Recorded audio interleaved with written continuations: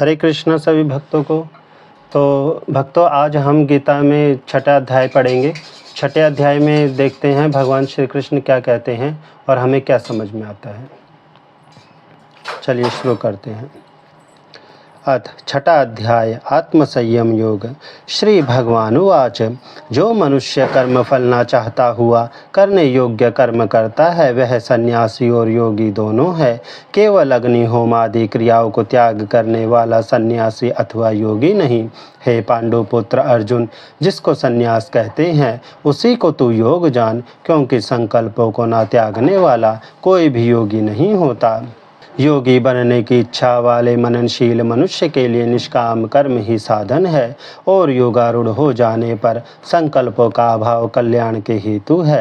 हे अर्जुन, जब मनुष्य ना तो इंद्रियों के भोगों में आसक्त होता है और ना कर्मों में, उस समय वह सब संकल्पों का त्यागी पुरुष योगारूढ़ कहलाता है। जिसने अपने मन और इंद्रियों सहित शरीर को जीत लिया है वह अपना स्वयं मित्र है। जिसने नहीं जीता है उसका आप ही शत्रु है।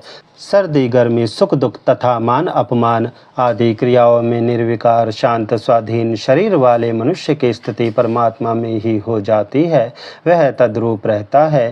ज्ञान विज्ञान से जिसका अंतःकरण तृप्त है, जो निर्विकार इंद्रिय जय तथा मिट्टी पत्थर और स्वर्ण में समान भाव रखने वाला है, वह परमात्मा से युक्त अर्थात योगी कहा जाता है।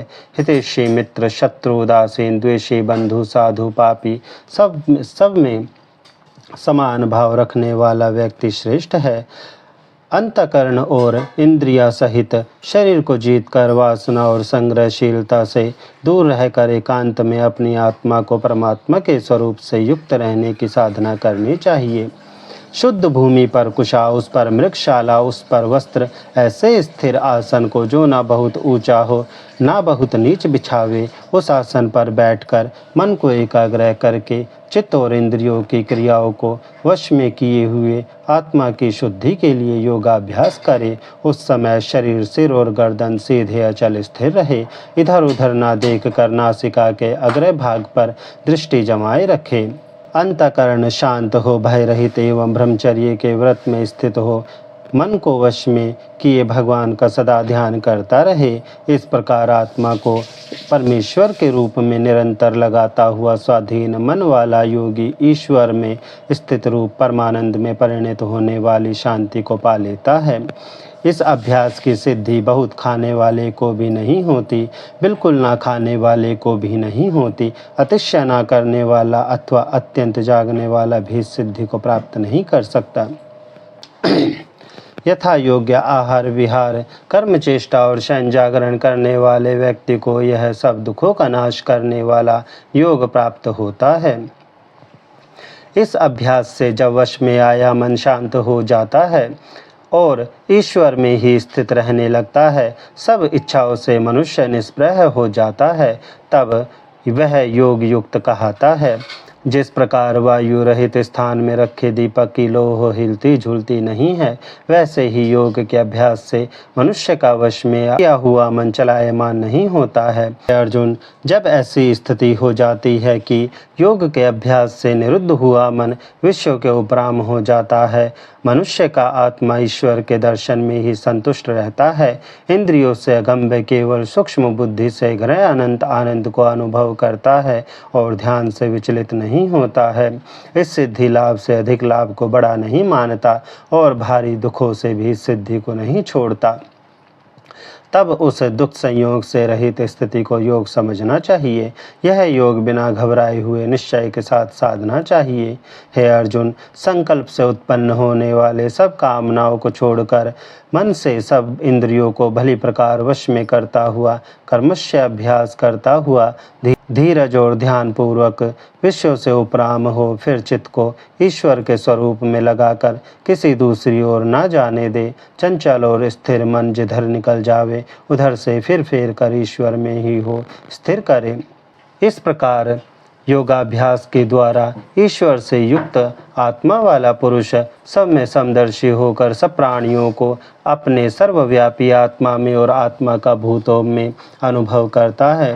हे अर्जुन, जो पुरुष सब भूतों में सबके आत्मा रूप ईश्वर को अनुभव कर लेता है वह ईश्वर में सब प्राणियों की स्थिति को जान लेता है। वह ईश्वर अथवा उससे ईश्वर कभी बिछुड़ता नहीं है। जो प्राणी सब प्राणियों में स्थित परमात्मा का ध्यान करता है वह योगी सब कुछ करता हुआ भी परमात्मा में स्थिर रहता है। हे अर्जुन, जो पुरुष सुख और दुख को भी अपने समान सब में देखता है वह सर्वश्रेष्ठ कर्मयोगी है। यह सब सुनकर अर्जुन ने कहा, हे मधुसूदन, आपने जिस समत्व योगी की सिद्धि का वर्णन किया है वह तो मन के चंचल स्वभाव के कारण देर तक सिद्ध नहीं रह सकेगा। हे कृष्ण, मन बड़ा चंचल, हठी, बलवान और दृढ़ है। उसका रोकना तो वायु को रोकने के समान अति दुष्कर कार्य है। भगवान श्री कृष्ण ने इसके उत्तर में कहा, हे महाबाहु, निसंदेह मन चंचल और कठिनता से वश में आने वाला है, परंतु अभ्यास और वैराग्य से यह वश में आता है। जो अपने मन को वश में नहीं कर सकता उसके लिए तो योग की प्राप्ति कठिन है। मन को वश में करके मनुष्य साधन और यत्न से परमात्मा में स्थित रूप योग को पा सकता है। अर्जुन ने फिर पूछा, हे प्रभु, यह तो बताइए, जो मनुष्य श्रद्धालु हो परंतु योग का अभ्यास करते हुए मन को वश में ना रख सके है वह योग सिद्धि तक ना पहुंचकर किस गति को प्राप्त करता है? कहीं ऐसा तो नहीं कि भगवत प्राप्ति के मार्ग से भटका हुआ कहीं भी ना पहुंचकर छिन्न भिन्न बादल की भांति सांसारिक भोगों और भगवत प्राप्ति दोनों से ही हाथ धो बैठता हो? हे कृष्ण, मेरा यह संशय आप ही मिटा सकते हैं और ऐसा कोई व्यक्ति नहीं। भगवान ने कहा, हे अर्जुन, ऐसे पुरुषों को इस लोक और परलोक दोनों में स्थान है। हे प्यारे, शुभ कर्म करने वाले की कभी दुर्गति नहीं होती। योग भ्रष्ट पुरुष पुण्य लोकों में वर्षों निवास कर शुद्ध आचरण वाले श्रीमान मनुष्य के घर जन्म लेता है अथवा वह ज्ञानवान योगियों के घर उत्पन्न होता है, परंतु यह जन्म अति दुर्लभ है। इस प्रकार दोनों में कहीं भी जन्म लेकर उस पुरुष को पूर्व शरीर से संबंध समत्व बुद्धि संस्कार स्वभावता प्राप्त होता है। हे अर्जुन, वह फिर सिद्धि के प्रयत्न करने लगता है। वह पूर्व जन्म में योग भ्रष्ट पुरुष सर्व संस्कारों के कारण स्वतः योग सिद्धि के मार्ग में चलता है। योग के जिज्ञासु को उपदेश की आवश्यकता नहीं होती। इस प्रकार प्रयत्न से यत्न करने पर पाप से रहित हो योगी बनता है। यह सिद्धि अनेक जन्मों में प्राप्त होती है। हे अर्जुन, सिद्धि प्राप्त होने पर ईश्वर के स्वरूप में लीन होता है। योगी पुरुष तपस्वी, ज्ञानी और सकाम कर्मों के कर्ताओं से अधिक श्रेष्ठ है। अतएव तू योगी बन। योगियों में भी जो योगी अपनी आत्मा को ईश्वर के स्वरूप में स्थापित कर श्रद्धापूर्वक भगवान का ध्यान करता है वह परम श्रेष्ठ योगी है। तो भक्तों, आज के गीता ज्ञान में बस इतना ही। कमेंट करके मुझे ज़रूर बताना कि आपने आज के गीता ज्ञान में क्या सीखा।